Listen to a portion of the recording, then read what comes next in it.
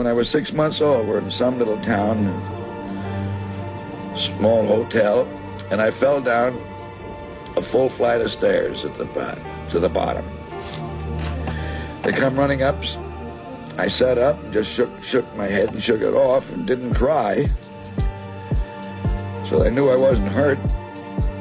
And Houdini says that was sure a buster, meaning a fall, because that's the only time it was used. It meant a bronco buster or a fall. It was never used as a name. My father said, well, that would be a good name for him. It don't sound bad. Now, I was born with the Keaton Houdini Medicine Show Company on a one-night stand in Kansas.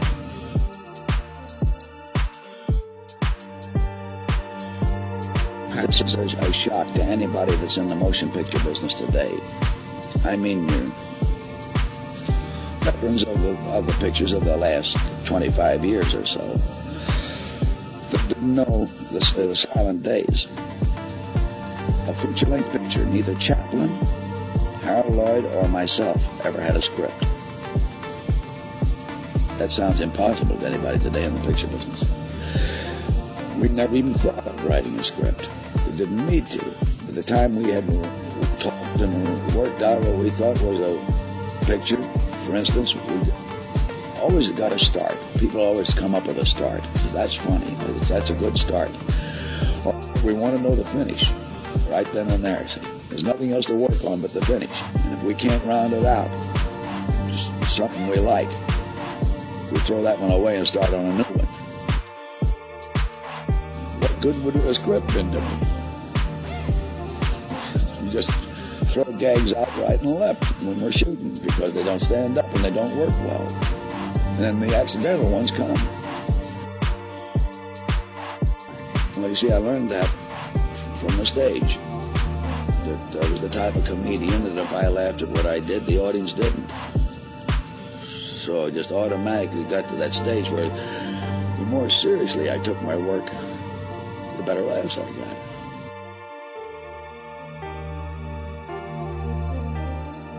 Well, my old man was an eccentric comic, and as soon as I could take care of myself at all on my feet, he had slap shoes on me and big baggy pants, and then just started doing gags with me, and especially kicking me clean across the stage or taking me by the back of the neck and throwing me. And as I grew used to doing it and knew how to do it, the throws become longer. By the time I got up to around 7 and 8 years old, we were called the roughest actors ever in the history of the stage.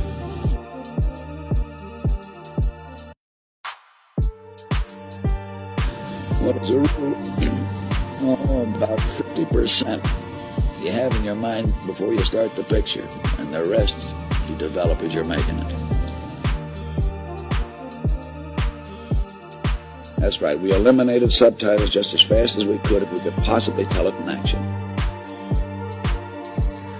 Well, when we found a finish, how to round that out, we never worked on the middle. We always figured the middle would take care of itself.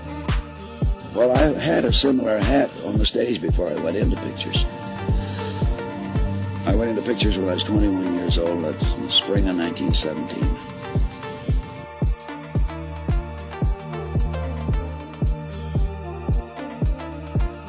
I went into pictures with Roscoe Arbuckle. I mean, his pictures are the first ones I appeared in.